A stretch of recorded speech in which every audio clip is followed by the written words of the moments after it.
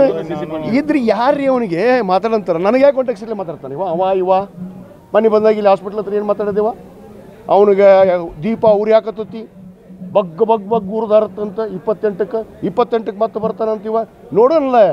ನನ್ನ ಮತಕ್ಷೇತ್ರದ ಜನತೆ ತೀರ್ಮಾನ ಮಾಡ್ತಾರೆ. ಇವ ಯಾರು ರೀ ಹೇಳಕ್ಕೆ ನನಗೆ ಬದ್ನಿಕಾಯಿ ಇವ ಯತ್ನಾಳ್ ಯಾರು ಇವ ಯಾರು ನನಗೆ ಹೇಳಕ್ಕೆ 28ಕ್ಕೆ ನೋಡ್ತಾರೆ ಜನ, ನಾನು ನೋಡ್ತಾರೆ, ಇವನು ನೋಡ್ತಾ ಇದ್ದಾರೆ. ಇವ್ರು ಎಷ್ಟು ಸುಳ್ಳು ಹೇಳಿದ್ರು.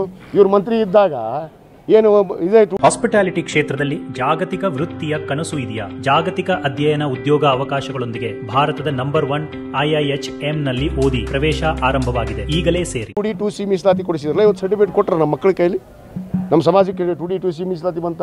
ಇವರು ಸ್ಪಷ್ಟ ನಿಲುವು ಇಲ್ಲ. ನಾನು ಇವತ್ತು ನಿಮ್ಮ ಮುಖಾಂತರ ನಾನು ಕೇಳಕ್ಕೆ ಇಚ್ಛೆ ಪಡ್ತೀನಿ, ಅಷ್ಟು ನಾಯಕರಿಗೆ ನಿಮಗೆ 2D ಬೇಕಾ 2A ಬೇಕಾ ಸ್ಪಷ್ಟಪಡಿಸ್ರಿ ಜನರ ಮುಂದೆ. ಸುಮ್ಮನೆ ಮತ್ತೆ ಹೇಳೋದು ನಾವು 2Aನೇ ಕೇಳಿಲ್ಲ, ಅವ ಕಾಶ್ಯಪ್ನವ್ರು ಒಬ್ಬನೇ ಕೇಳ ನೋಡು 2A ಅಂತ ಹೇಳೋದು. 3 ವರ್ಷ ಏನು ಮತ್ತು ಹೊಯ್ಕೊಂತ ರೆಡ್ಡಿನಲ್ಲಿ ಇವ ಯತ್ನಾಳ ಏನಂತ ಹೊಯ್ಕೊಂತ ರೆಡ್ಡಿದ ಜನರ ಮುಂದೆ 2A ಅಂತ.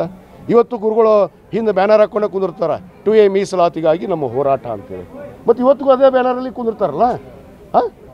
ನಾವು ವಿರೋಧ ಮಾಡಿದ್ದು ಒಂದು ಪಕ್ಷಕ್ಕೆ ಸೀಮಿತವಾಗಿ ಗುರುಗಳು ಕೆಲಸ ಮಾಡಬಾರ್ದು, ಮಠದಲ್ಲಿ ಇರಬೇಕು. ಮಠದಲ್ಲಿ ಏನು ಧಾರ್ಮಿಕ ಚಟುವಟಿಕೆಗಳು ನಡೀಬೇಕು.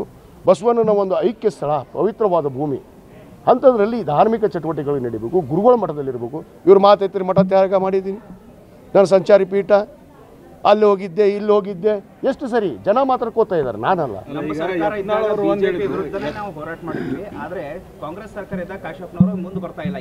ನೋಡ್ರಿ ಇವರು ಕೇಳಿ ಬಂದ್ರಿ, ಭಾಳ ಅಸಲಿ ವಿಷಯಕ್ಕೆ ಬಂದ್ರಿ, ಭಾಳ ಸಂತೋಷ.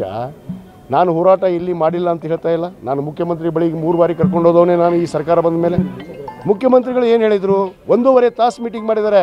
ಸನ್ಮಾನ್ಯ ಸಿದ್ದರಾಮಯ್ಯ ಸಾಹೇಬರು 1.5 ತಾಸು ಇದೇ ಯತ್ನಾಳ್ ಇದ್ದಾರೆ, ಇದೇ CC ಪಾಟೀಲ್ ಇದ್ದಾರೆ, ಎಲ್ಲ ಶಾಸಕರು ಇದ್ದೀವಿ, ಎಲ್ಲ ಜನಪ್ರತಿನಿಧಿಗಳು, ವಕೀಲರು ಎಲ್ಲರೂ ಹೋದಾಗ ಪೂಜ್ಯರು ಇದ್ರಲ್ಲ, ಅವ್ರು ಏನು ಹೇಳಿದರು, ತಾಂತ್ರಿಕ ದೋಷ ಇದೆ, ಸರ್ವೋಚ್ಚ ನ್ಯಾಯಾಲಯದಲ್ಲಿ ತಡೆಯಾಜ್ಞೆ ಇದೆ. ಏನು ಮಾಡಿದ್ರು ಇವರು ಹಿಂದಿನ ಸರ್ಕಾರದಲ್ಲಿ 2D2C ಅಂತ ಘೋಷಣೆ ಮಾಡಿದರು. 2%, 4% ಅಲ್ಪಸಂಖ್ಯಾತರ ಮೀಸಲಾತಿಯನ್ನು ಕಿತ್ತಾಕಿ ಅದನ್ನು 2% 2D ಮಾಡಿದರು, 2C ಮಾಡಿದರು, 2% ಸರ್ಟಿಫಿಕೇಟ್ ಬಂತ. ಮತ್ತು ಇವರು ಸಾಲಿಸಿಟರ್ ಜನರಲ್, ಸರ್ಕಾರದ ಸಾಲಿಸಿಟರ್ ಜನರಲ್ ಹೋಗಿ ಸುಪ್ರೀಂ ಕೋರ್ಟಿಗೆ ಹಿಂಬರ ಬರೆದು ಕೊಟ್ಟು ಬರ್ತಾರೆ, ನಾವು 2B ಮೀಸಲಾತಿಯನ್ನು ಯಥಾತಿಥಿ ಕಾಪಾಡ್ಕೋತೀವಿ, ಅದಕ್ಕೇನು ಧಕ್ಕೆ ಬರಲಾರ್ದಂಗೆ ನಡ್ಕೋತೀವಿ ಅಂತ ಹಿಂಬರ ಬರೆದು ಯಾಕೆ ಕೊಡಬೇಕಾಗಿತ್ತು? ಇಲ್ಲಿ ಅನೌನ್ಸ್ ಮಾಡಿದ ಮೇಲೆ ಅದಕ್ಕೆ ಭದ್ರಾಗಿರ್ಬೇಕಾಗಿತ್ತು. ಇವರು ಸರ್ವೋಚ್ಚ ನ್ಯಾಯಾಲಯದಲ್ಲಿ ಯಾಕೆ ಕೊಟ್ಟರು? ಇವತ್ತು ತನಕ ತಡೆಯಾಜ್ಞೆ ಇದೆ. ಸರ್ಕಾರ ನಿರ್ಧಾರ ಮಾಡೋಕ್ಕಾಗತ್ತಾ? ರಾಜ್ಯ ಸರ್ಕಾರ 2A ಕೊಡ್ರಿ ಅಂತ ಹೇಳ್ತಾರೆ. ತಡೆಯಾಜ್ಞೆ ಇದೆಯಲ್ಲ ಸ್ವಾಮಿ, ಅದನ್ನು ತೆಗೆಸುವಂಥ ಕೆಲಸ ಇವ್ರು ಯಾಕೆ ಪ್ರಯತ್ನ ಮಾಡ್ತಾ ಇಲ್ಲ? ಅದನ್ನು ತೆಗೆಸ್ಬೇಕಲ್ಲ ಇವರು ಹೋರಾಟ ಮಾಡ್ತಾ ಇದ್ದಾರೆ, ವಕೀಲರ ಪರಿಷತ್ ಮಾಡ್ತಾ ಇದ್ದಾರೆ.